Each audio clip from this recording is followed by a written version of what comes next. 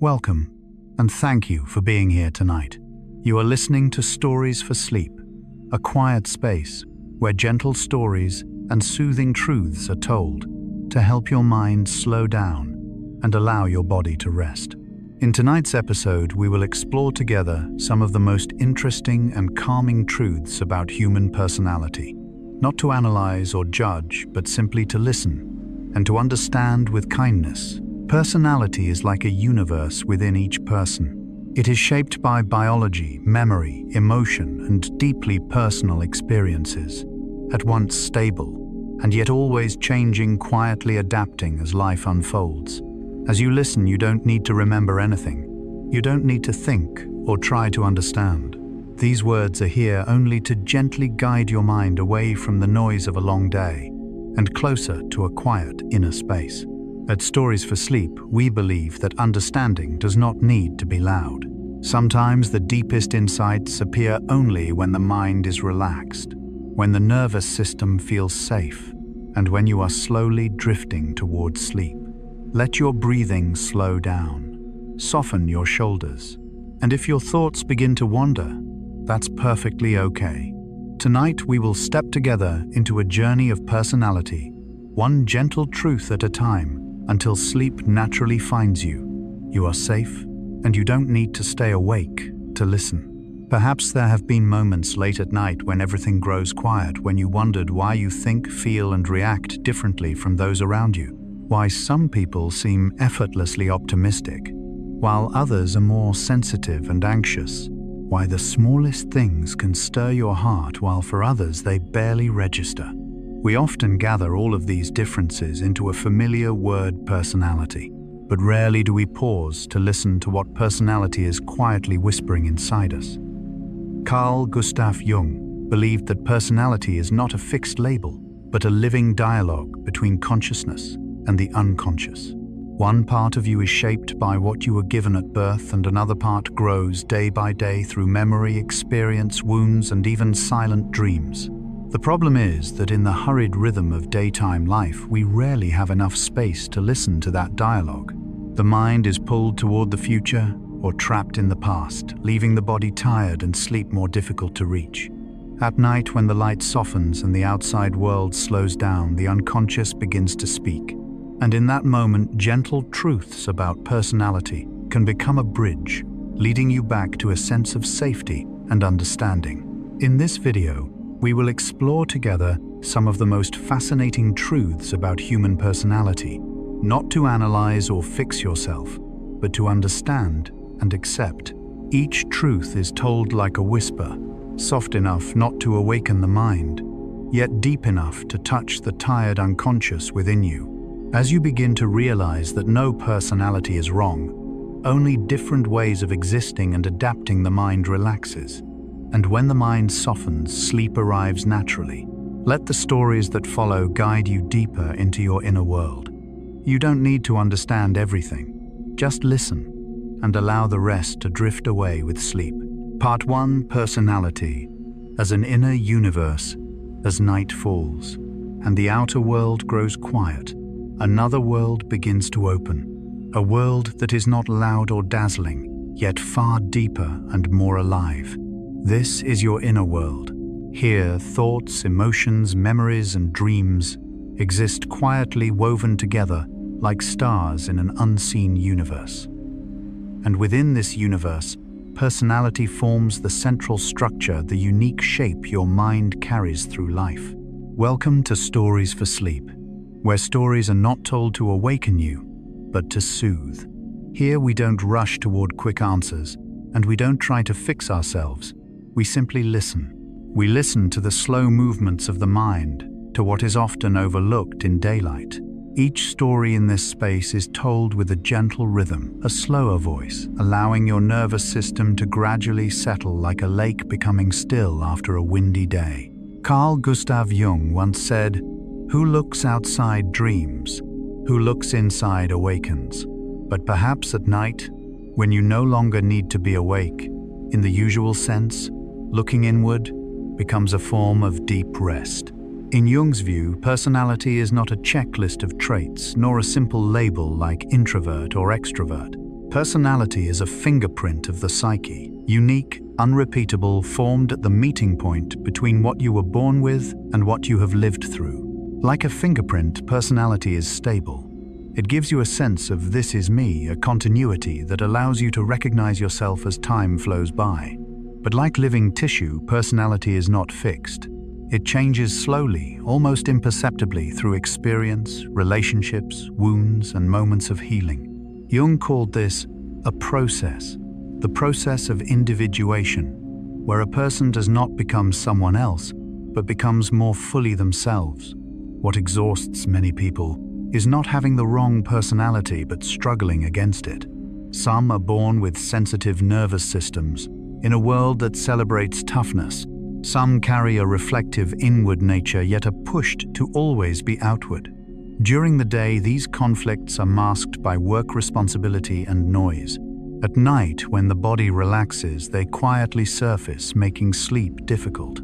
That is why, from the very beginning, we do not invite you to analyze your personality. We invite you to be with it, like sitting beneath a night sky, not naming each star, yet feeling the vastness. When you hear personality described as an inner universe, something natural happens. The mind stops judging and begins to feel a gentle curiosity.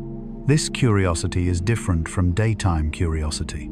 It is not sharp or demanding. It is like watching thin smoke drift or listening to steady rain. This slow curiosity calms the nervous system. The brain, instead of predicting and controlling, shifts into observation, and in that state, the body feels safer. Jung believed that the unconscious is always seeking communication with us, but only when consciousness steps back a little. This opening part of the journey is designed to do exactly that, to create a space where you don't need to be better, deeper, or more insightful. You simply need to be present. Your personality, with all its stability and change, is allowed to exist without correction. As you listen, you may notice a familiar feeling emerging, the feeling of being allowed to be yourself. No performance, no defense. In this state, the parasympathetic nervous system becomes more active. The heart rate slows, the breath deepens, and sleep, so often forced, begins to arrive naturally. This first part is not here to teach you something new, but to remind you of something very old. You have always carried within you a world larger than what you show outwardly. And when you enter that world with gentleness rather than pressure, something important happens. You no longer have to try to sleep. You simply continue listening, drifting along an inner journey where each truth about personality is not a lesson, but a lullaby. In the parts that follow, we will move gently into deeper layers of personality, biology, the brain memory, and the unconscious, always at a pace slow enough not to wake you. For now, you only need to be here, in this safe space, in the universe within you, and allow sleep when it is ready to quietly find its way to you. Part 2: Genetics, DNA, and the biological foundation of personality. As you begin to sense personality as an inner universe, a very natural question may arise even if you are not consciously trying to think about it.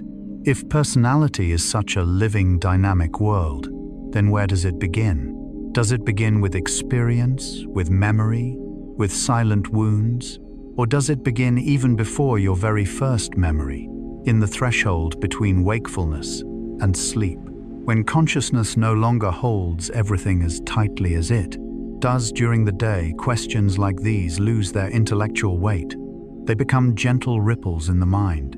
And it is precisely here that we can take one more step deeper into the foundation of personality, where biology and experience begin their long conversation. Carl Gustav Jung never saw human beings as mere products of circumstance. But he also did not believe we are completely free like blank sheets of paper. In one of his most well-known lines, he wrote, "Until you make the unconscious conscious, it will direct your life and you will call it fate." This sentence is often understood psychologically, but beneath it lies a profound biological truth. Much of what we are has been operating long before we could name it. Your DNA, those silent strands of genetic code, began composing a background melody for your life very early on. Not a finished song, but an initial rhythm. Some people are born with more sensitive nervous systems. Some have stronger stress responses. Some easily produce dopamine, feeling energized by novelty and anticipation. Others have serotonin systems that incline them toward calm, caution, and deeper reflection. This is not a judgment. It is context. Just as you are born with a certain eye color or height, you are also born with initial emotional tendencies. And because these tendencies exist at a biological level, many people grow up with the feeling that this is just how I am, I can't really change. At night, when exhaustion sets in, that feeling can become stronger, as if personality were a destiny already sealed. But here, modern science begins to whisper a very different story, a much gentler one. This story is called epigenetics. Epigenetics tells us that genes do not operate in silence. They listen, they respond. Life, experiences, environment, stress, safety, even sleep itself can all influence which genes are expressed and which remain quiet. This means DNA is not a sentence. It is more like an instrument, and your life is the one playing it. Not every note is within your control, but the way the music unfolds always bears the imprint of experience. This perspective aligns closely with Jung's spirit, even though he lived before epigenetics had a name. Jung consistently believed that human beings are shaped by dialogue, not by a single cause. In The Structure and Dynamics of the Psyche, he wrote, "The psyche depends on the body, and the body depends on the psyche. Mind and body do not stand on opposite sides. They continuously influence one another like two currents merging into one river." Studies of twins, especially twins raised in different environments, offer striking evidence of this dialogue. Even when separated, many twins share remarkable similarities. Levels of anxiety, optimism, stress response, even very specific preferences.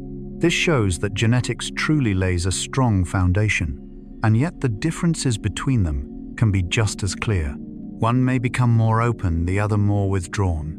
One may learn emotional regulation, the other may not. In the space between similarity and difference, we see something essential. Personality is neither purely genetic nor merely the product of experience. It is a living conversation between the two. During the day, we usually only see the surface of this conversation. But at night, when you lie still, when the nervous system begins to shift into rest, that dialogue becomes clearer. Familiar emotional responses, anxiety, vigilance, quiet withdrawal may appear not because you are weak, but because your body learned long ago that this was how to survive. Jung called the deepest layer of this process the unconscious, and he reminded us that the unconscious is not an enemy. In Modern Man in Search of a Soul, he wrote, "The unconscious is not just evil by nature, it is also the source of the highest good." The unconscious, including biological foundations, holds both defensive reactions and healing potential. When you understand that part of your personality arises from biology, something important happens. Self-blame begins to soften. Sensitivity is no longer a flaw. Stress responses are no longer weakness. They become signals, messages from a system that has tried to protect you in the best way it knew how.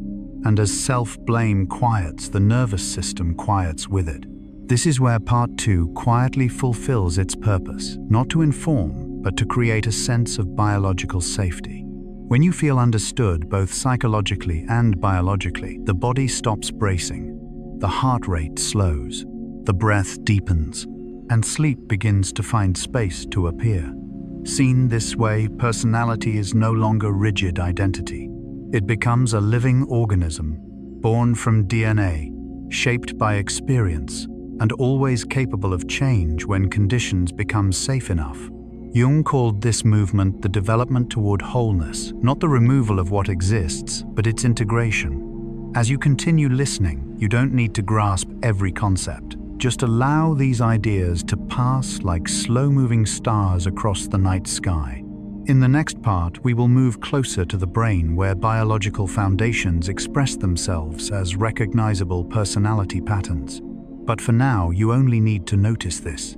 You are not the product of blind fate. You are the result of an ongoing dialogue, and that dialogue continues even as you drift towards sleep. Part 3. The Brain and Basic Personality Patterns. As you begin to understand that personality is not an unchangeable destiny written into DNA, but a living dialogue between biology and experience, a gentle sense of relief may arise. Some part of you begins to release self-blame, and in that release, the mind becomes calm enough to look deeper, not only at genes, but at the place where genes speak most clearly, the brain. Your brain is not a neutral machine. It is a living history.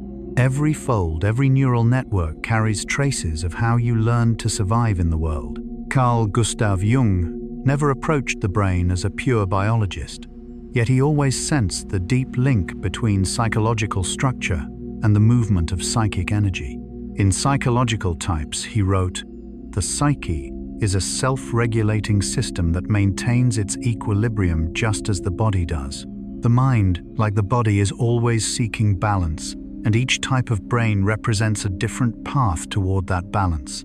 One of the most fundamental differences Jung observed was between extroversion and introversion, but he was never focused on surface behavior. In Jung's view, extroversion and introversion are two different directions in which psychic energy flows. For the extrovert, energy flows outward towards stimulation, connection, feedback from the world. For the introvert, energy turns inward toward meaning, depth, and the richness of the inner landscape. Modern neuroscience has gently illuminated Jung's intuition. Extroverted and introverted brains are not better or worse than each other. They are simply tuned differently to stimulation. Some brains require more dopamine from the environment to feel alive. Others become easily overstimulated and need quiet to process information. This is not a personality problem. It is a survival strategy. During the day, these differences are often misunderstood. Introverts are labeled closed off. Extroverts are seen as shallow. But at night, when the pressure to perform fades, each brain returns to its natural state. Extroverts may struggle to sleep because the brain is still seeking stimulation. Introverts may drift into endless streams of thought. And here, a very special network in the brain becomes active, the default mode network. The default mode network turns on when you are not focused on external tasks, when you stare out a window, lie in bed, letting thoughts drift or daydream. In modern society, daydreaming is often dismissed. But from Jung's perspective and from neuroscience today, it is a deeply meaningful mental state. Jung wrote in Memories, Dreams, Reflections, "In the unconscious, all the contents are alive and in constant movement. When the default mode network is active, the mind is not resting in the usual sense. It is connecting memory, emotion, symbols, and images. It is doing the work that daylight leaves no time for integration." Daydreaming is not laziness. It is quiet creativity. In this state, the brain experiments with scenarios, rearranges experience, and searches for meaning beneath events. For many people, especially those who are introverted or sensitive, daydreaming is how the brain heals itself. If you have ever lain in bed, eyes closed, watching vague images drift by, memories, scenes that never happened, this is not loss of control. It is a sign that your brain has shifted into an older, deeper mode. Jung called these images symbols, the language of the unconscious. Each type of brain seen this way is simply a different way of conversing with the world and with oneself. Brains seeking stimulation learn through action. Introverted brains learn through reflection. Dreaming brains integrate. No type is correct. They coexist because life requires many strategies. Problems arise only when you force your brain to operate in a strategy that isn't its own. When the brain needs quiet, but is pushed to react constantly. When the brain needs movement, but is forced into stillness. At night, this tension becomes visible as insomnia, racing thoughts, or an inability to relax. Part 3 is not here to classify you. It is here to whisper a gentle truth. The way your brain works is not wrong. It is simply trying to survive in its own way. When you hear this, even without fully understanding it, permission begins to arise. Permission to dream. permission to be different, permission for the brain to be itself, at least in the safety of night. And when that permission is given, the default mode network does the rest. It weaves the scattered fragments of the day into something bearable. It softens unnamed tensions. It prepares you to enter sleep not as collapse, but as return. In the next part, we will move deeper still into emotion, tiny genetic variations and tendencies toward optimism or anxiety. But right now, you don't need to go anywhere. Just lie still and let your brain continue its quiet work. Every brain is a survival strategy, and tonight your only strategy needs to be rest. Part 4. Emotional genes, optimism, anxiety, and subtle DNA variations. As you begin to accept that each brain follows a different survival strategy, a new and very natural curiosity may arise. If brains have different paths toward balance, what determines the emotional tone of those paths? Why do some people seem to see light everywhere, while others sense shadow more easily? Why does the same situation feel like a challenge to one person and a threat to another? Again, the answer does not lie solely in willpower or surface personality. It lies deeper in subtle biological variations, where emotional genes quietly shape how you meet the world. Serotonin and dopamine are often discussed as scientific terms, but at night they become emotional rhythms. Dopamine carries anticipation, excitement, movement. Serotonin brings stability, safety, sufficiency. Each person is born with a different balance between these two currents. And this difference is not a choice. It is a foundation. A very small change in DNA, a slight variation in receptor function, can create significant differences in lived experience.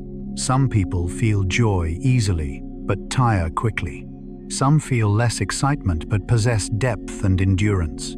Some nervous systems remain vigilant, anxious, as if the world always requires close monitoring. During the day, these differences are often judged. At night, they become silent burdens, making rest difficult. Jung never viewed anxiety or pessimism as defects to be eliminated. In Psychological Types, he wrote, "There is no light without shadow, and no psychic wholeness without imperfection." From an evolutionary perspective, emotional diversity is not a mistake. It is strategy. Some individuals must be optimistic to explore and advance. Others must be cautious to detect danger. Evolution did not select a single ideal personality. It preserved many because life never required only one task. Modern society, however, often celebrates only certain traits: positivity, speed, confidence. Careful, deep, easily overwhelmed nervous systems are labeled problems. And this labeling is what wounds. When someone believes their personality is a flaw, the nervous system enters prolonged defense. Stress increases. Sleep becomes fragile. Jung warned of this in Modern Man in Search of a Soul. Neurosis is always a substitute for legitimate suffering. When a person is not allowed to carry their full personality, pain is pushed into the unconscious and returns as disorder. Part 4 exists to whisper something crucial, especially at night. There is no faulty personality. Only personalities born to serve different roles in the larger design of life. Sensitive people prevent the world from becoming cruel. Anxious people prevent recklessness. Optimists prevent paralysis. As you lie still listening, a small but profound feeling may arise, a sense of being cleared of blame. You are not too anxious. You are not too weak. Your nervous system may have been born to observe more carefully, to feel more deeply, to protect longer. And as self-judgment dissolves, the nervous system loosens. This is not philosophy. It is biology. When the brain no longer believes it is wrong, it stops activating alarm circuits. Serotonin stabilizes. The heart slows. Sleep finds space. Jung called this reconciliation between parts of the self. Not eliminating shadow, but understanding it. Not becoming someone else, but becoming more whole. In Aeon, he wrote, "The acceptance of oneself is the essence of the whole moral problem and the epitome of a whole outlook on life." Part 4. closes not with a conclusion, but with permission. Permission to bring your full biological structure into sleep. Permission for all emotions, light and dark, to exist without correction. And in that permission, the mind rests more deeply.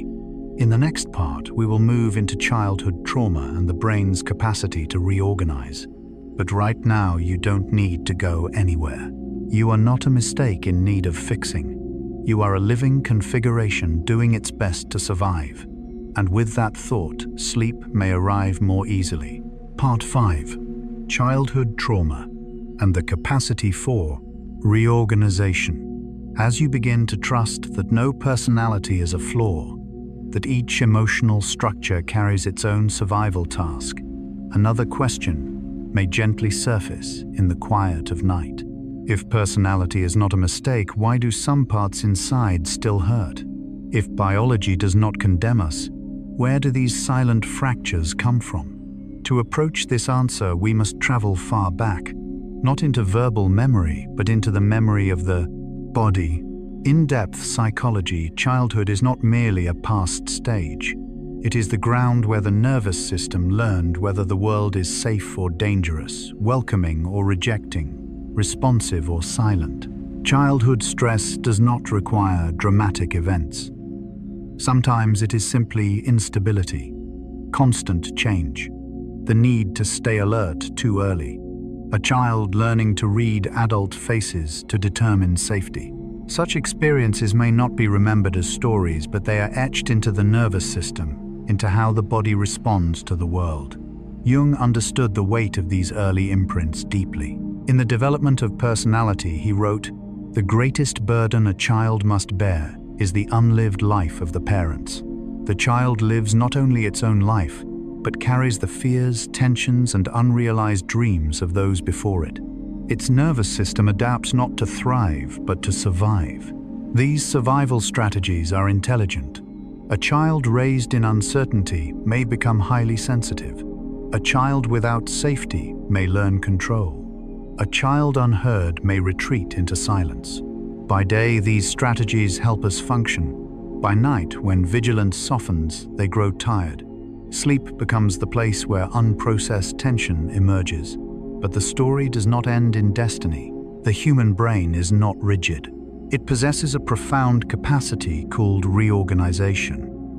Neural connections are not fixed forever. They strengthen or soften through new experience. This is not magic, it is biology. Jung sensed this long before neuroscience had words for it.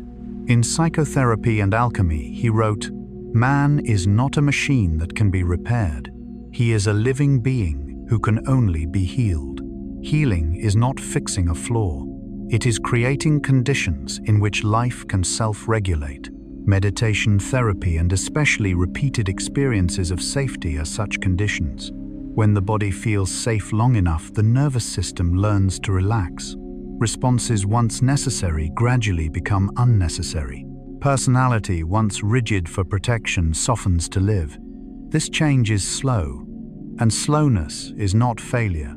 It is the natural rhythm of healing. Like frozen ground, thawing the nervous system needs time to trust that threat has passed. At night, listening to stories like this, the body receives a small but vital signal. For now, I don't need to stay on guard. Jung called this reconciliation with the inner child, not by returning to the past, but by creating a present that is safe. In Memories, Dreams, Reflections, he wrote, "Only what is really oneself has the power to heal." Part 5 exists to plant a gentle seed in your sleepy mind. Personality is not a life sentence. Your reactions are not verdicts. They are survival stories, and every story can continue when conditions change. As you lie still, you may not recall specific memories. That does not matter. Your body understands. And when the body begins to trust that the present is safer than the past, sleep no longer needs to be forced. It becomes permission. In the next part, we will move from the brain into the whole body sleep microbiome and how the body participates in psychological life. But for now, you only need to be here with the knowing that no part of you is beyond healing. Some parts are simply waiting for enough safety to soften. And with that thought, you may allow yourself to drift more deeply into sleep. Part 6. Sleep, Microbiome, and the Body as a Psychological System. As you begin to sense that personality can heal, that reactions once hardened by trauma can gradually soften, when enough safety is present, a very natural realization may arise in the stillness of the night. If healing is not only about changing thoughts, if personality does not exist solely in memory or belief, then where does this process truly take place? The answer, gentle yet profound, is this: it takes place throughout the entire body. Many people try to change themselves through willpower alone. They want to think more positively, worry less, be stronger. But at night, when the body is tired and the will relaxes, those efforts often dissolve. Sleep does not come. The mood grows heavy. And it is then that we begin to understand psychology does not live only in the head. It seeps into every heartbeat, every breath, every subtle biological response. Carl Gustav Jung sensed this very early on. In The Structure and Dynamics of the Psyche, he wrote, "The psyche is not localized in the brain but extends throughout the whole body. The mind is not confined to the brain. It spreads alive and present throughout the body, in how we sleep, how we digest, how we sense safety or threat. Sleep, therefore, is not merely rest. It is a deep psychological state. When you are sleep-deprived, the world feels sharper. Emotions flare more easily. Anxiety rises. Things that were manageable by day can become unbearable. This is not because you are weaker, but because your nervous system lacks the conditions it needs to regulate itself. Deep, sufficient sleep helps the brain rebalance neurotransmitters, calm the alarm system, and integrate emotional experiences that have accumulated. Jung emphasized the role of sleep and dreams as a natural self-regulating mechanism of the psyche. In Psychology and Religion, he wrote, "Dreams are the natural reaction of the self-regulating psychic system. Sleep and dreams are how the mind heals itself without force. But sleep does not operate alone. It is closely linked to another world less visible but deeply influential, the gut microbiome. Inside your body, billions of microorganisms live, communicate, and influence mood in subtle ways. They participate in serotonin production, regulate inflammation, and send signals to the brain via the gut-brain axis. This means your emotions do not reflect only thoughts or memories, but also deeper biological states. An imbalanced microbiome can make you feel sad, anxious, or irritable even without a clear psychological reason. At night, when you feel restless and don't know why, it may not be an unresolved thought, it may be your body speaking. Jung did not know microbes in the modern scientific sense, but he deeply understood this principle. He viewed the human being as an inseparable whole. In Modern Man in Search of a Soul, he wrote, "We are not dealing with a mind that is independent of the body, but with a living psyche that is identical with the living body. Living psyche and living body are one." Part 6 exists to gently dissolve a common illusion that personality lives only in the mind. When you believe that, you may blame yourself for not controlling emotions better. But when you understand that personality is woven from sleep, digestion, circadian rhythms, and even invisible microbes, a new tenderness appears. You begin to treat yourself as a living being in need of care, not a problem to be fixed. At night, as you listen to these words, your body is already participating in this process. Breath slows. The parasympathetic nervous system activates. And in this state, personality softens, not through logic, but through safety spreading through the body. Deep sleep does more than prepare you for tomorrow. It makes you gentler with yourself. It softens emotional edges, reduces reactivity, and gives wounded parts a place to rest. When you sleep well, you don't need to try to become someone else. Balance arises naturally. In the next part, we will move into larger personality models, how science classifies traits, and how Jung found meaning beneath them. But for now, you only need to recognize one simple truth. You are not just a mind that thinks. You are a body that feels. And when the body rests, the mind follows. Let your breath slow just a little more. Allow the body to continue its quiet work. Personality does not need further analysis right now. It only needs support. And with that support, sleep can arrive naturally, gently, like an ancient lullaby the body has always known how to hear. Part 7. The Big Five and Corresponding Brain Types. As you begin to sense that personality does not exist only in thought, but flows throughout the body in sleep, breath, digestion, and the feeling of safety, another quiet curiosity may arise. If personality is such a living system, is there a way to see its structure more clearly without losing gentleness? Here, modern science and Carl Jung's depth psychology meet beautifully. Both believe humans can be understood through patterns, but never imprisoned by them. The Big Five model, 5 major personality traits, is often seen as a scientific map of personality. But at night, when you listen with a mind that is letting go, this map stops being a tool of classification. It becomes a story of different survival strategies chosen by life itself. Jung warned that all typologies are merely perspectives, not essence. In Psychological Types, he wrote, "Every individual is an exception to the rule." Extroversion in the Big Five is closely linked to the dopamine system, the neurotransmitter of anticipation and reward. These brains awaken through movement, connection, and stimulation. Their gift is vitality, initiation, and contagious joy. Their cost is fatigue when the world grows quiet, and sometimes emptiness when external stimulation fades. At night, these brains may struggle to sleep as dopamine continues searching for something to attach to. Conscientiousness is closely associated with the prefrontal cortex, the region responsible for planning, discipline, and impulse control. These brains keep promises, delay gratification, build stability. Their gift is reliability and structure.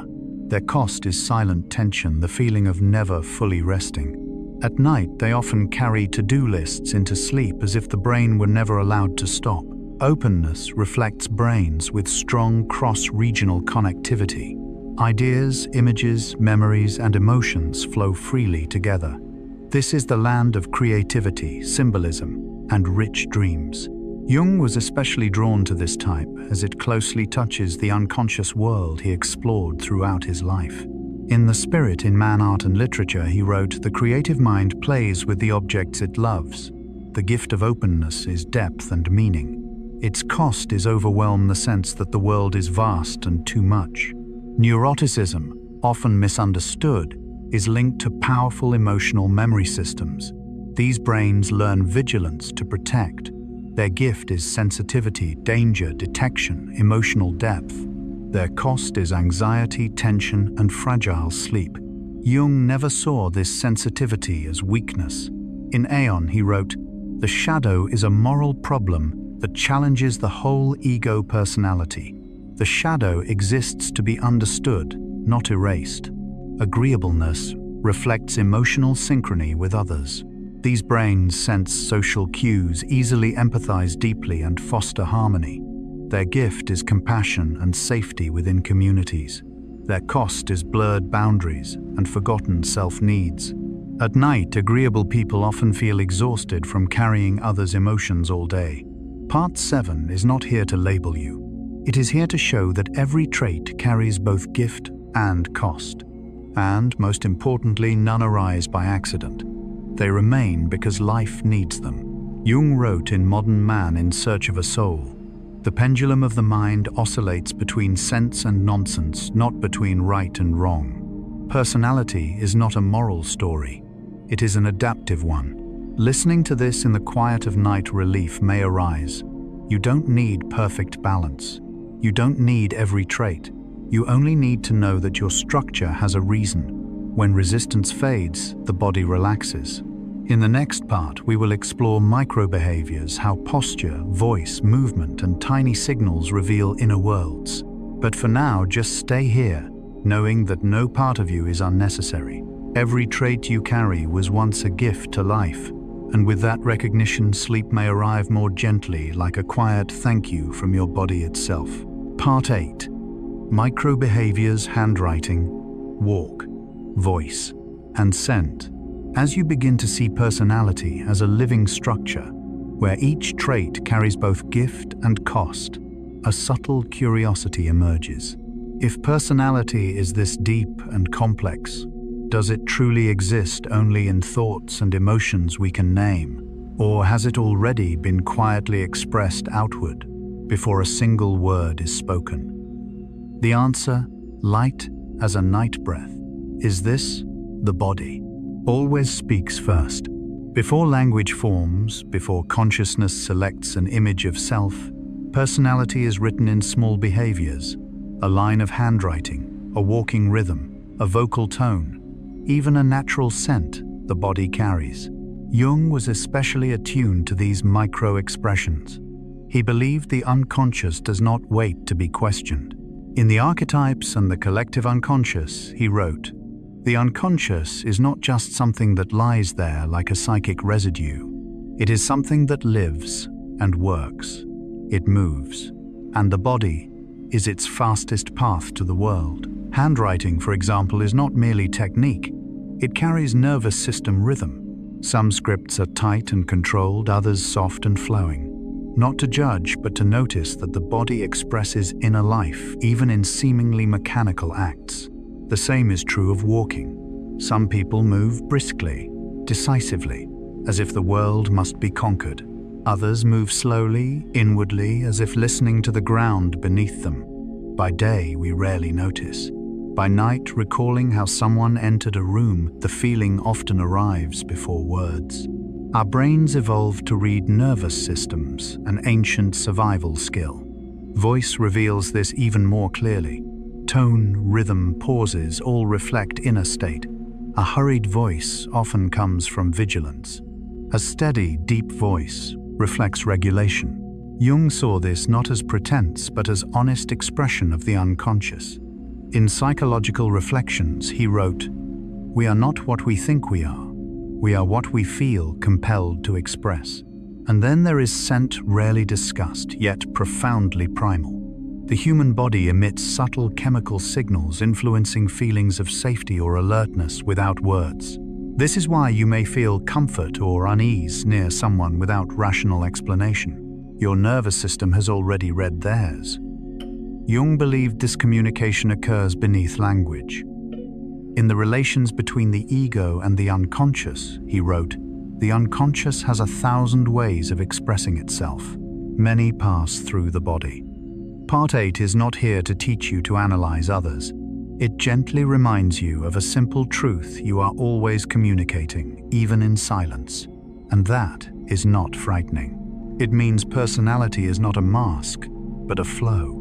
At night listening, you may begin to sense your body more clearly, breath, hands, shoulders against the bed.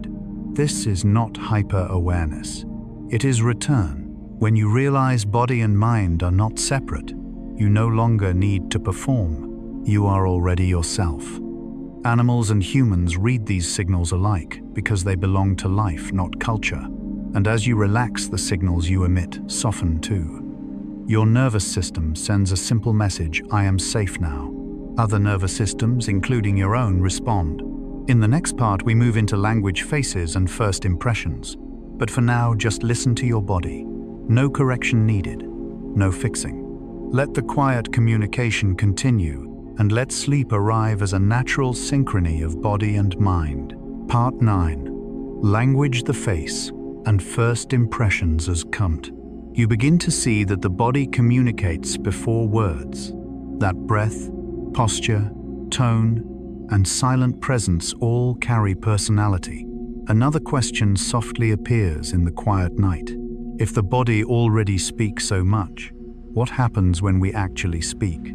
Are language, facial expression, and eye contact merely surfaces or doorways into deeper mental structure? From Jung's perspective, the answer is both gentle and humbling. We are seen more than we think, not only by others, but by the unconscious world, reflecting us moment by moment. The eyes reveal this first. Before a sentence forms, before words are chosen, the eyes disclose inner state. Some glances rush, searching for escape. Some avert, carrying memories of being unsafe when seen. Others are slow and grounded, able to stay present.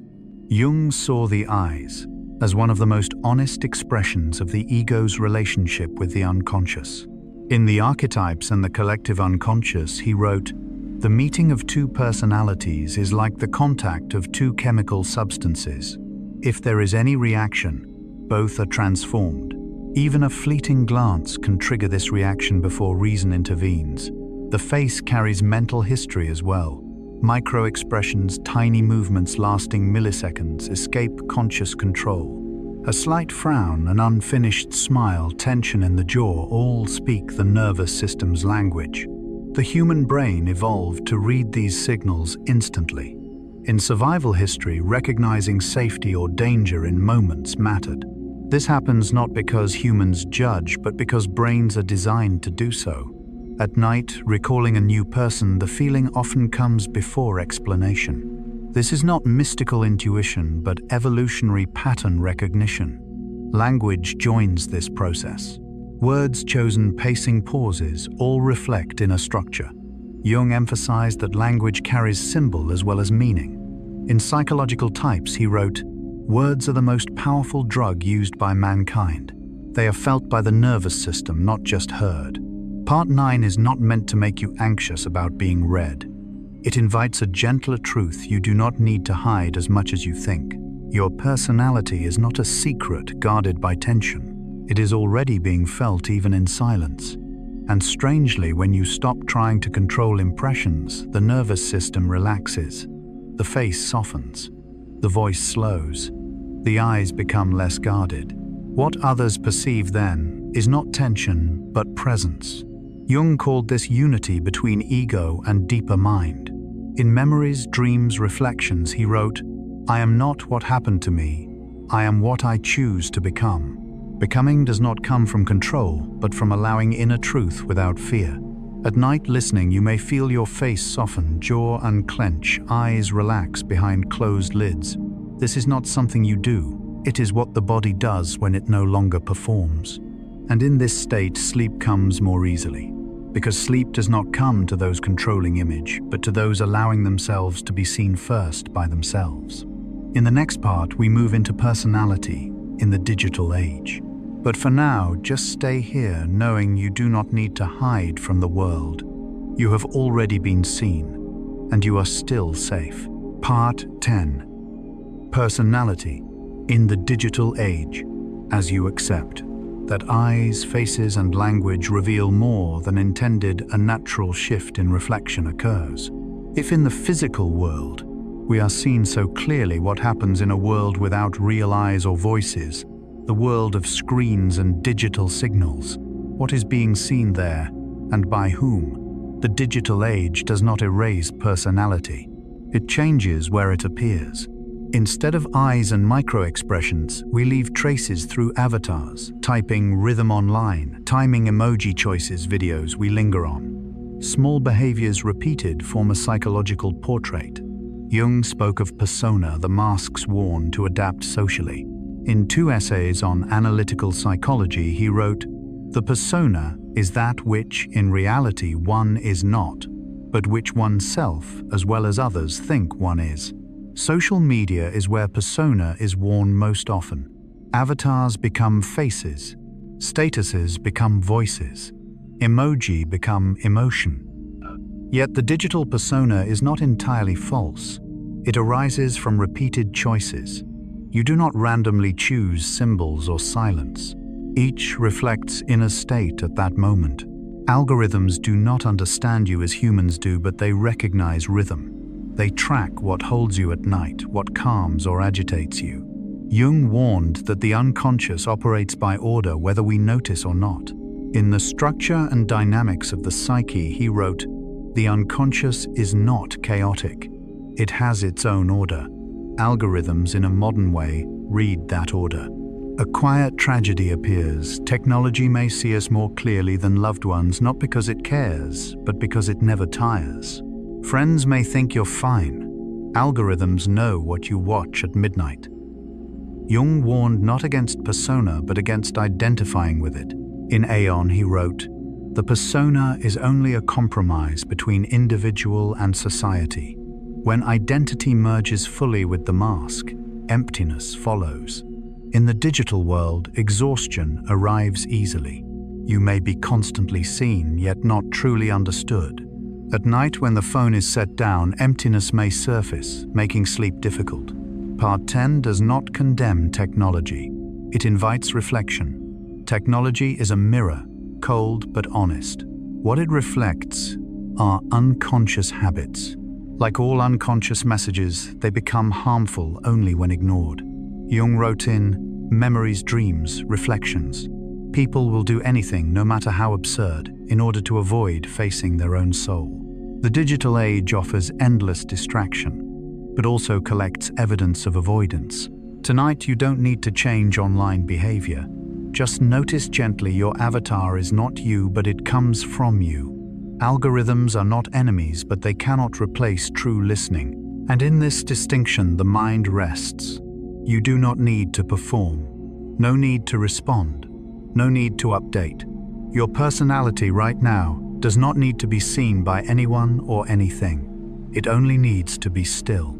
In the next part, we will explore psychological time, why some rush, others linger. But for now, let the screen dim in your mind.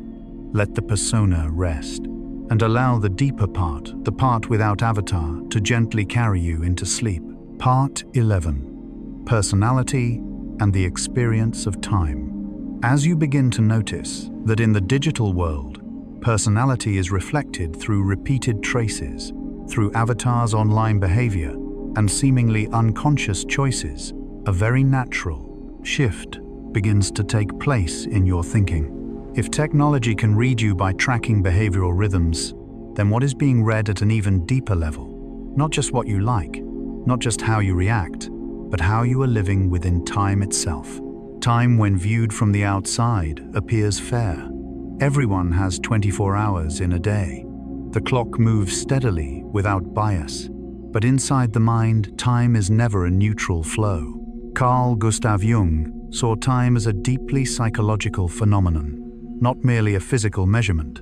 In Psychological Types, he wrote, "Time is a psychological phenomenon that cannot be measured solely by the clock." Time for Jung is felt, not just counted. Some people always feel that time is moving too quickly, as if life is constantly pushing them forward.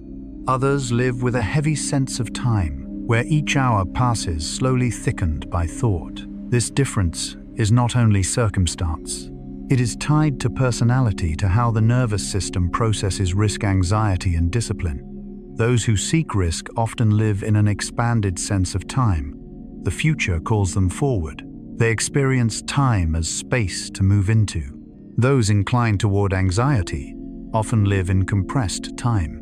Past and future overlap the present, making the current moment feel dense and burdensome. At night, when external stimulation quiets, this difference becomes clearer. Those who live fast find it hard to stop. Those who live inwardly find it hard to escape their thoughts. Discipline, often praised, also shapes time perception. For some, discipline brings structure and safety, making time feel ordered and secure. For others, it turns time into an endless chain of obligations. Jung did not judge these differences as right or wrong. He saw them as adaptive strategies.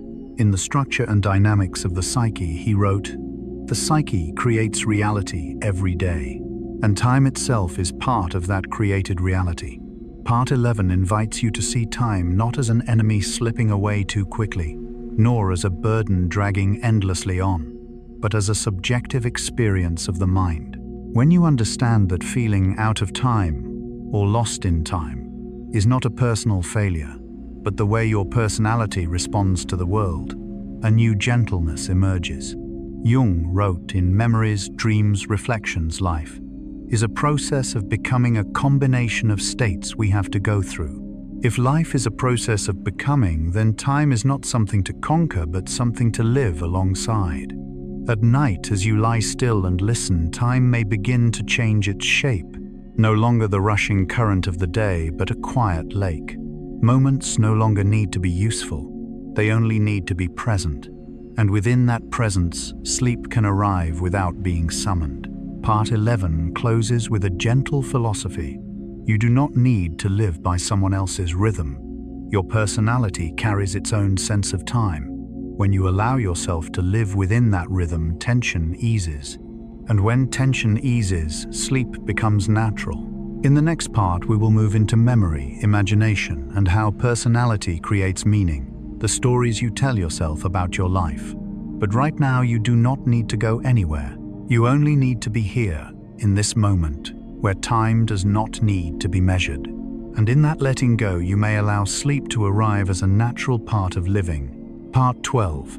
Memory, Imagination, and the Meaning of Life. As you begin to sense that time is not merely passing, but is experienced differently within each mind, another natural movement follows in the flow of thought. If time itself is subjective, can what we remember about it ever be neutral? The memories we carry of childhood relationships, of ourselves, are they objective recordings of the past, or stories rearranged by the mind? Carl Gustav Jung believed that we do not live in the past as it happened, but in the past, meaning the past has taken on. And that meaning arises not from memory alone, but from the union of memory and imagination. In Memories, Dreams, Reflections, Jung wrote, "Memories, dreams, and reflections are the deepest sources of the soul. Memory is not simply recalled, it is interpreted. And through that interpretation, personality quietly writes the story of a life. Memory is never neutral. The brain does not store everything. It keeps what fits your emotional structure. Two people may live through the same event yet carry away entirely different memories. One remembers pain, another remembers the lesson. This is not because one is right and the other wrong, but because their personalities selected different fragments to tell a story they could live with. Jung called this the activity of the unconscious. The unconscious does not merely hold what is forgotten. It actively organizes experience to create meaning.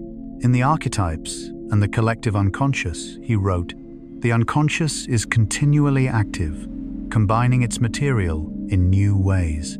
This is why memory and imagination blend together, especially as the mind enters the relaxed state of night.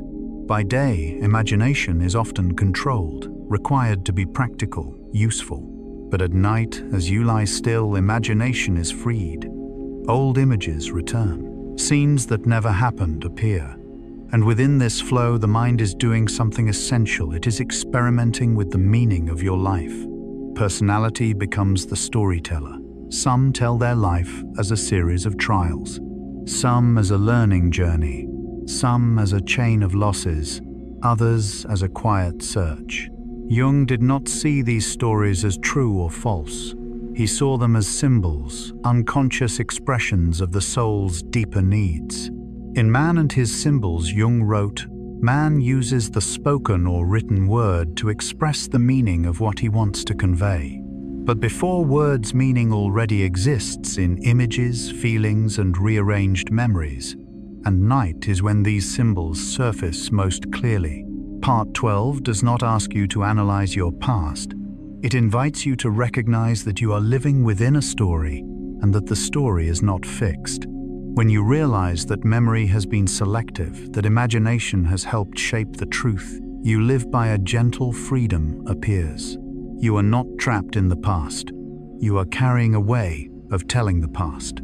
Jung wrote in Psychological Reflections, "The creation of something new is not accomplished by the intellect, but by the play instinct.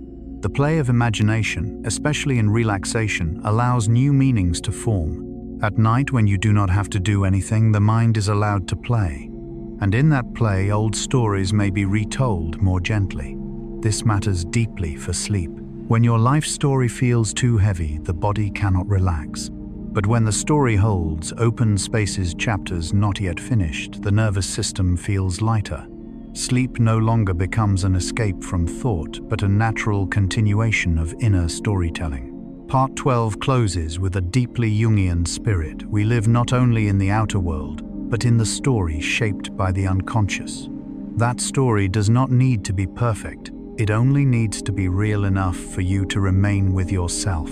In the next part, we will explore happiness, optimism, pessimism, and longevity, how personality shapes not only how we live, but how long and how deeply. But right now, you only need to be here as the story slows, softens. And within that gentler rhythm, sleep may arrive as a chapter gently closing, not an ending, but a rest before the story continues. Part 13. Happiness, optimism, pessimism, longevity. As you begin to see that you are living inside a story shaped by the unconscious, that memory and imagination together weave meaning, another quiet question arises in the night. If we live inside this story for years, perhaps a lifetime, how deeply does it affect us? Not only our emotions, but our bodies. Not only how we live, but how long we live. Carl Gustav Jung never saw happiness as a fixed state or a goal to achieve. He viewed it as a consequence, a result of living in alignment with one's psychological structure. In Modern Man, In Search of a Soul, he wrote, "The healthy man does not torture others generally. It is the tortured who turn into torturers." Read slowly at night.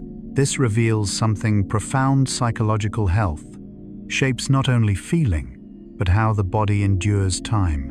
Optimism is often misunderstood as seeing life through rose-colored glasses. At a deeper level, optimism is a biological strategy. Optimistic individuals tend to activate stress responses less chronically. Their bodies release lower levels of cortisol in uncertain situations. As a result, the immune system suffers less wear. This does not mean they avoid suffering, but that they recover from it more effectively. Jung never promoted forced optimism. He warned that denying the shadow only makes it more dangerous. In Aeon, he wrote, "One does not become enlightened by imagining figures of light, but by making the darkness conscious." Healthy optimism, then, is not avoidance of pessimism, but the ability to move through it without being consumed. Pessimism in the Jungian view is not the enemy of life. It is a warning voice.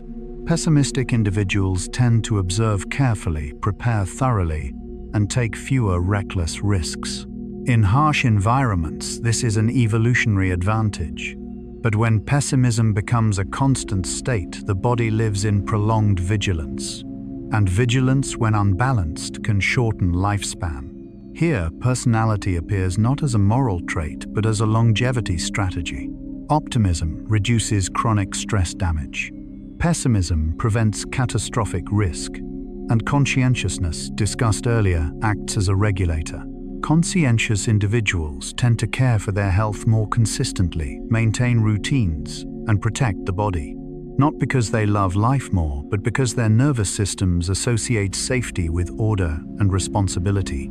Long-term studies on longevity consistently show this conscientiousness is one of the strongest personality predictors of lifespan. Jung would not be surprised. In The Development of Personality, he wrote, "Personality is the supreme realization of the innate idiosyncrasy of a living being. When a person lives in harmony with their structure, energy is not wasted on inner conflict. That conserved energy sustains life." Part 13 does not ask you to be more optimistic or less pessimistic. It invites you to see happiness as a psychobiological state, not an obligation. If you force cheerfulness when your personality needs stillness and observation, the body responds with tension. But when you allow yourself to live in your natural rhythm, whether bright or subdued, the nervous system finds its balance. At night, you may not think about longevity, but your body does. It is listening for permission to rest. When the mind stops judging itself, "I should be more positive, I should be stronger," a quiet happiness appears. Not joy, but permission to exist. Jung wrote in Memories, Dreams, Reflections, "A man who has not passed through the inferno of his passions has never overcome them." Living long in this spirit is not merely extending years, but fully inhabiting human states without losing oneself. Part 13 closes with a gentle message for sleep. Your personality is not an obstacle to life, but the strategy life chose for you. When you stop fighting that strategy, the body rests. And when the body rests, time becomes more generous. In the next part, We will explore how personality changes across the lifespan, how it softens, contracts, or opens over time. But right now, you only need to be here knowing you do not need to live differently to live fully. You only need to live in alignment with your structure. And in that agreement between body and mind, sleep can arrive as a natural part of a long-lived life. Part 14. Personality changes across the lifespan. You begin to accept that personality shapes not only how we live, but how long we live. Another natural question quietly emerges at night. If personality holds such power, is it unchanging? Or like the body does, it shift, adapt, and transform over time? Carl Gustav Jung spent much of his life observing this change. He did not believe we are born with a fixed ego carried unchanged through life. Instead, he saw psychological life as a long journey, where personality is continually restructured by time, experience, trauma, and healing. In The Development of Personality, he wrote, "Personality is not something that comes ready-made, but something that develops.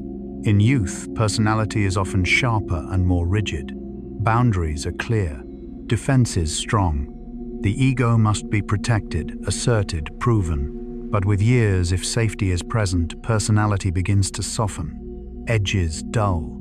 Absolute beliefs become flexible.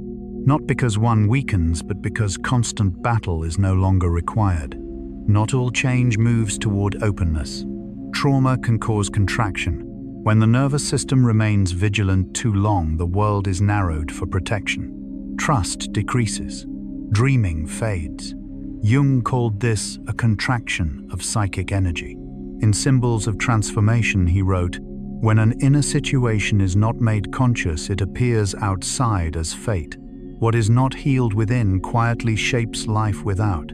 Yet Jung's deepest belief was this: personality can heal. The brain can rewire. The nervous system can relearn safety. When environments become gentle enough through therapy, safe relationships being seen and understood, personality can expand again. Not returning to what it was, but becoming deeper, richer. In Memories, Dreams, Reflections, Jung wrote, "I am not what happened to me. I am what I choose to become." This is not forced change. It is permission. You do not need to become someone else. You only need to become yourself with less fear. Part 14 invites you to see personality as a flow, sometimes rigid to survive, sometimes soft to rest, sometimes contracted to endure, sometimes open to love. No state is permanent. The ego is not a fixed object, but a process. Jung wrote in The Archetypes and the Collective Unconscious, "The self is not only the center, but also the whole circumference, which embraces both conscious and unconscious." As people age, if allowed, they move closer to the self, the wider, more inclusive center of being. At night, listening relief may arise. You do not need to remain who you once were. You do not need to fear that you have lost yourself.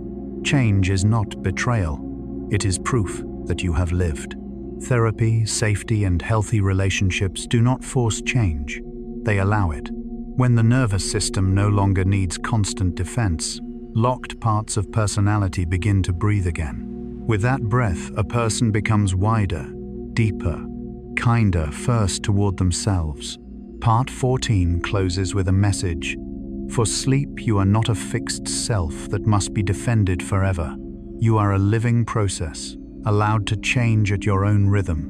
When you allow this, tension eases. And when tension eases, sleep arrives as a sign that safety has been felt. In the next part, we enter the world of dreams, where personality continues to live when consciousness rests. But right now, you only need to be here knowing you do not need to stay unchanged to be loved. You are allowed to change. And in that permission, sleep may come very softly, like a whisper from life itself. Part 15. Dreams, the Unconscious, and Nighttime, Personality. As you begin to accept that personality is not fixed, that it contracts through trauma and opens through safety, a quiet doorway naturally opens as night falls. If by day personality expresses itself through actions, choices, and relationships, then at night, when consciousness lets go, what remains? Does personality truly rest, or does it simply change form to continue living elsewhere? Carl Gustav Jung believed that personality never sleeps. Only consciousness withdraws. And when that happens, the unconscious, the deepest, oldest, most honest part of the psyche, begins to speak in its own language, dreams. In Memories, Dreams, Reflections, Jung wrote, "Dreams are the guiding words of the soul. Dreams are not random byproducts of a tired brain. They are ordered whispers sent when the mind is quiet enough to listen." At night, personality continues to live free from social roles, persona, and obligation. In dreams, you do not need consistency. You may be observer and protagonist. You may return to childhood, enter the future, or exist in places that never existed. Within this freedom, the deepest layers of personality emerge. Jung observed that different personalities dream differently. Open, imaginative types often dream vividly, symbolically, in long narratives. Anxious types often dream heavily, repetitively, of loss of control. Not because they are weak, but because their nervous systems are processing unresolved warnings. Jung never treated dreams as puzzles to decode mechanically. He saw them as dialogue. In The Structure and Dynamics of the Psyche, he wrote, "The dream is a little hidden door in the innermost and most secret recesses of the soul. A small door, quiet, yet leading to the center. Dreams do not speak in concepts. They speak in images. Each image is a symbol, not universal but personal. A house may be refuge for one forgotten memory for another. A forest may be freedom or fear. Nighttime personality cares little for logic. It speaks emotional truth." Part 15 is especially important for sleep because it does not ask you to do anything with your dreams. No journaling, no analysis. Jung emphasized that the most important thing is attitude listening. In Man and His Symbols, he wrote, "Dreams are impartial, spontaneous products of the unconscious psyche. They do not need immediate meaning. They only need permission to exist. At night, as you lie still and allow images to drift before sleep, or in half-waking moments, you are entering an ancient relationship with yourself. Nighttime personality does not ask you to be strong. It only asks that you do not push it away. There is a gentle Jungian truth here. Dreams do not come to frighten you, but to make you more whole. Even heavy dreams are trying to complete something unfinished by day. They are letters written in invisible ink, revealed only when conscious light softens." Jung wrote in Psychological Reflections, "The dream shows the inner truth and reality of the patient as it really is. Not as we wish it to be, but as it is. And that honesty received in safety has profound healing power." Part 15 closes in pure Jungian spirit. Dreams are letters from the unconscious. You do not need to read every word. Just know the letter has been sent. And the sender is not a stranger. It is the deepest part of you, still alive, still caring, even as you sleep. Right now, as you hear these words, a dream may already be forming quietly. You do not need to hold it. Let it come when it wishes. Nighttime personality knows what it is doing. In the final part, we will close the journey with a lullaby, seeing personality as an endless dialogue. But for now, allow consciousness to step back. Let the unconscious speak, and let sleep arrive like a door opening, not to disappear, but to return. Part 16. Personality as an unending dialogue. As you have just touched the world of dreams, where personality continues to live through images, symbols, and the quiet letters of the unconscious, a very particular feeling often arises. It is not a feeling of clear understanding, but rather the sense that everything is still continuing even when you are no longer trying to do anything at all. Personality does not stop during the day. It does not end with a chapter in a book or with a phase of life. It simply changes the way it speaks. And here at the final point of this journey, we can quietly recognize a deeply Jungian truth. Personality is not an object to be defined, but a dialogue that never truly ends.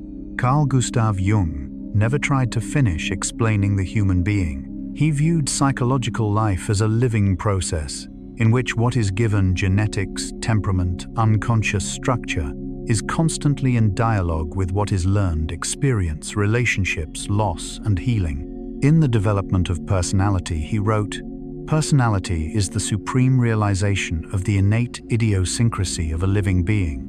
That realization does not happen in a single moment.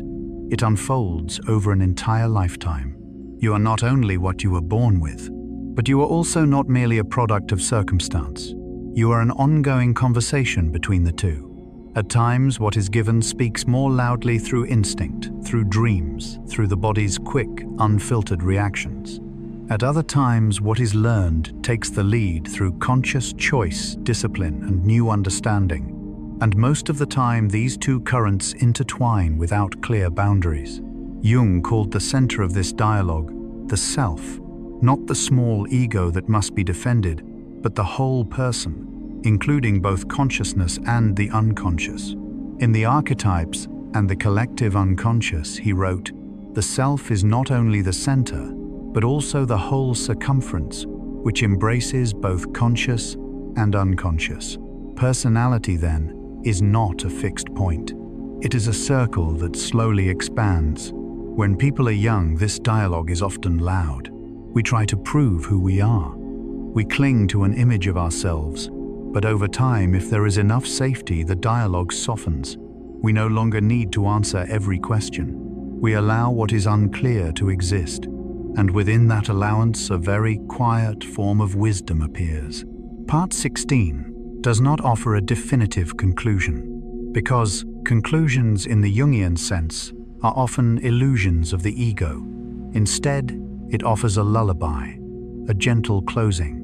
You do not need to fully understand your personality in order to live well. You only need to remain in dialogue with it, with less fear and less force. Jung wrote in Memories, Dreams, Reflections, "Wholeness is not achieved by cutting off a portion of one's being, but by integration of the contraries.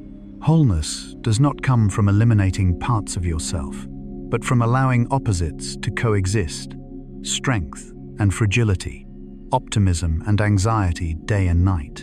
And sleep, seen this way, is not an interruption of the dialogue, but another form of its continuation. When you sleep, the ego rests, but the self continues to listen. The unconscious continues to speak. Personality continues to live more gently, more slowly, more deeply. Right now, as you hear these final words, you do not need to hold on to them.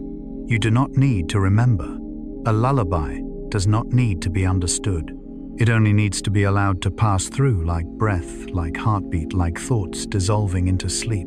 The journey of exploring personality comes to a pause here, not because it is complete, but because you are safe enough to let go. The dialogue will continue in dreams in the days ahead, in future versions of yourself. And now, you may allow your body to grow heavy. Allow the mind to stop answering questions. Your personality does not need to be completed in one night. It only needs to be lived. If you have traveled with this journey long enough, you may have begun to notice something very quiet. There is no moment in life when the human mind truly stands still. Even when you are not thinking, not analyzing, not trying to understand anything more, there is still a current moving within you. Old memories settle. New images faintly emerge. Unnamed emotions drift by like thin clouds across the night sky. Carl Gustav Jung believed that human beings do not live to finish themselves.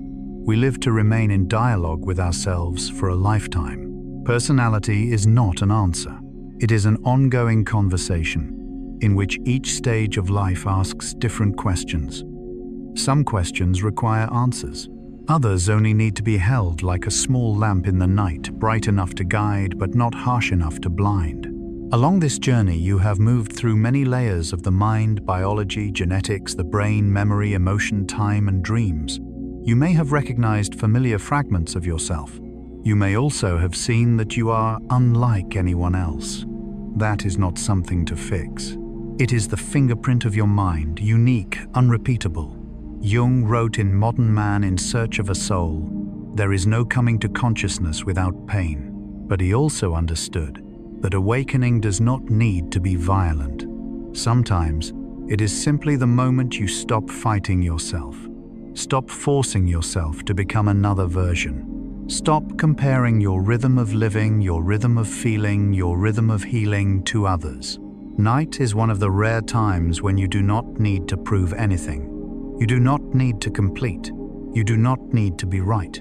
You do not need to be strong. In this space, personality is allowed to lay down its armor. The body is allowed to breathe more slowly, and the mind is allowed to return to its most original state, simple presence. If there is one thing this entire journey wishes to whisper to you, it is this: you do not need to fully understand yourself in order to rest. You do not need to be fully healed in order to sleep. You do not need to become better to deserve peace. Your personality, with all its contradictions, its light and its shadow, is not a burden. It is the way life chose to move through this world in your form. And like all survival strategies, it deserves respect, not exhaustion through forced change. Jung wrote in Memories, Dreams, Reflections, "The privilege of a lifetime is to become who you truly are. But becoming is not a tense effort. Sometimes it is simply the act of no longer leaving yourself behind." Right now, as these final words begin to close, you do not need to carry any ideas with you. You do not need to remember concepts. You do not need to hold on to quotations. What needs to stay will stay. What is no longer needed will gently drift away. Let your body grow heavier. Let your breath return to its natural rhythm. Let your mind know there is nothing left to do right now. The dialogue with yourself does not end, but it may rest. And this rest is not avoidance. It is an essential part of life. You have gone far enough for today. You have listened enough. Now you may allow yourself to sleep. Sleep deeply. Sleep in safety. Sleep in self-acceptance. Until we meet again, in dreams.